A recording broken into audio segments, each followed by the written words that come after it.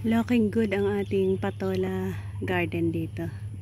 Kasi meron tayong nakikitang mga malalaki ng bunga.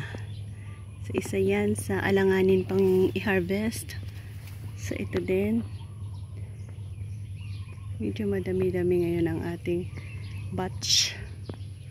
Kung saan. Yan.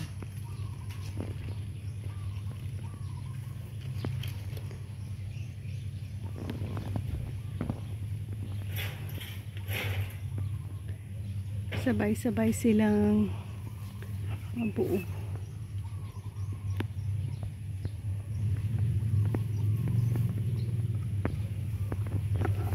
Ayan, ang dami dito. Oh, meron pa yung dito. Kasunod pa.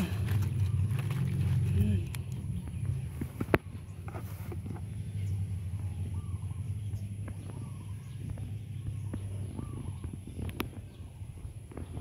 Ito, ready to harvest na yan. Ito, ang ganda ng bulaklak niya kung umaga. So, hindi ko yan tinatanggal dahil sa yan ang ating attractive sa mga bees na nagpo-pollinate sa ating patola na ito.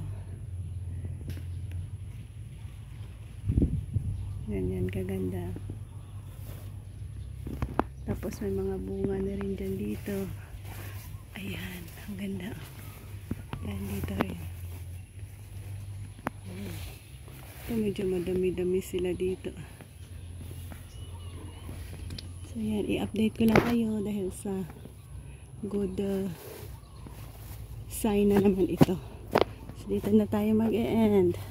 Thank you for joining. Bye-bye and God bless. Salamat.